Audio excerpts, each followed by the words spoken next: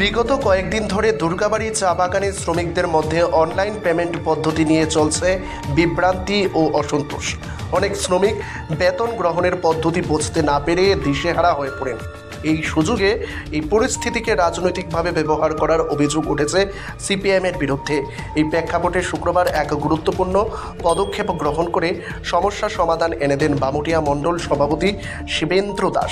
তিনি স্পষ্টভাবে জানান, শ্রমিকদের মধ্যে যেসব বিভ্রান্তি তৈরি হয়েছে তা উদ্দেশ্য প্রণোদিতভাবে ছড়ানো হচ্ছে এবং প্রকৃত তথ্য না জেনে রাজনৈতিক ফায়দা তুলতে চাইছে সিপিএম দল।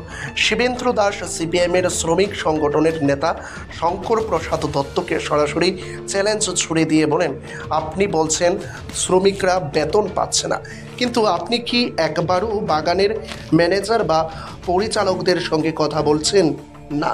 তার কারণ আপনাদের উদ্দেশ্য সমস্যা সমাধান নয়, বরং সাধারণ মানুষদের বিভ্রান্তি করা। তিনি আরও বলেন, বর্তমানে বিজেপি সরকার 2018 সালে ক্ষমতায় আসার পর থেকে শ্রমিকদের মজুরি বৃদ্ধি পেয়েছে উল্লেখযোগ্য হারে।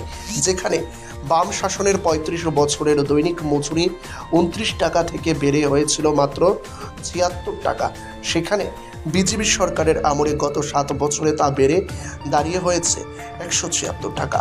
মণ্ডল সভাপতির বক্তব্য অনুযায়ী বর্তমান সরকারের সময়ে চা বাগানে বসবাসকারী স্থানীয় শ্রমিকদের চাকুরি দেওয়া হয়েছে যথাক্রমে সুভাষ ভর, অভিজিৎ মন্ডা, পরিতোষ দেব, জিতেন মুন্ডা, অজিত কল, কার্তিক ভর এবং অজিত তাঁতিকে। বিপরীতে পূর্বতন শাসক আমলে যাদের নিয়োগ হয়েছিল তারা হয়েছেন হিমাংশুদেব বাড়ি, জলিলপুর, বাবুল মজুমদার, রাঙ্গুটিয়া ও দুলাল ভৌমিক দুর্গাবাড়ি বাজার। বর্তমানে দুর্গাবাড়ি চা বাগানের শ্রমিকেরা বেতন ছাড়াও পাচ্ছেন 35% পর্যাপ্ত বোনাস ও বিভিন্ন সরকারি অনুদান, যা পূর্বতন সরকারের সময়ে ছিল অনেকটাই কম। এই উদ্দেশ্যে এবং মন্তব্যের মাধ্যমে শিবেন্দ্র দাস কেবল বিভ্রান্তির অবসান ঘটানো এবং বরং রাজনৈতিক প্রতিপক্ষকে তথ্যের ভিত্তিতে কঠোর জবাবও দিয়েছে। বিষয়টি নিয়ে চা বাগানের শ্রমিকদের মধ্যে কিছুটা স্বস্তি ফিরেছে বলে মনে করেছে স্থানীয় মহল। দেখুন, বিগত কিছুদিন যাবৎ এখানে একটা বিভিন্ন মিডিয়ার মাধ্যমে প্রচলিত হয়েছে যে এখানে শ্রমিকরা বেতন পায় না, তারা বিভিন্ন রকমের দুর্ভোগে আছে। তো এই বিষয়টা নিয়ে আমরা শ্রমিকদের যেন লাভবান হয়, এটা ক্যাশলেস ট্রানজ্যাকশনের মাধ্যমে তাদের ব্যাংক অ্যাকাউন্টে ডাইরেক্ট যে 176 টাকা মজুরি সেটা ডাইরেক্ট দেওয়ার ব্যবস্থা করা হয়েছে। এখানে কেউ কেউ বিভিন্ন নেতৃত্ব, যেমন আমি নাম করেই বলছি, শঙ্কর প্রসাদ দত্ত গতকালকেও এটা নিয়ে করেছেন, ডেপুটেশন দিয়েছেন যে শ্রমিকদের বেতন পাচ্ছে না, কিন্তু এখানে দেখা যাচ্ছে যে উনাদের ডাইরেক্ট ব্যাংক অ্যাকাউন্টে টাকাটা দেওয়া হয়েছে। হয়তো বা সার্ভারগত সমস্যার কারণে বা একদিন রবিবার থাকার কারণে, শনিবার থাকার কারণে 2 দিন দেরি হয়েছে, সেটাকে তারা হাইলাইট করে তুলে ধরেছে। বর্তমানে কি অবস্থা রয়েছে এবং শ্রমিকদের সঙ্গে কি আলোচনা হয়েছে? দেখুন, বর্তমান সরকার এখানে উনি আরও বিভিন্ন বিষয় তুলে ধরেছেন যে এখানে বাইরে থেকে নতুন লোক এখানে নিয়োগ করা হয়েছে। আমি আপনাদের কাছে বলছি যে পুরনো শ্রমিক ছিল এখানে 18 জন, তারপর বর্তমান সরকার আসার পরে পরিতোষ দেব, সুভাষ বর, অজিত মুন্ডা, জিতেন মুন্ডা, অজিত কল, কার্তিক বর, অজিত তাঁতি, তারা প্রত্যেকে বাগানের শ্রমিক, বাগান থেকে তাদেরকে নিয়োগ করা হয়েছে। কিন্তু বিগত সময় হিতাংশু দেব বাড়ি, জলিলপুর, বাবুল মজুমদার, রাঙ্গুটিয়া, পানু মজুমদার, যারা আমরা শ্রমিক চা বাগানের শ্রমিক জানতাম বাম আমলে, ওনার ভাতিজা দুলাল ভৌমিক দুর্গাবাড়ি বাজারের। তাহলে বিগত সরকার এখানে বাইরে থেকে শ্রমিক নিয়োগ করেছে, কিন্তু উনি কালকে ভুল তথ্য দিয়েছেন। আমি মনে করব যে শঙ্কর প্রসাদ বাবু এগুলা জানেন না, ভালো করে জেনে, প্রকৃত তথ্য জেনে তারপরে বলা উচিত।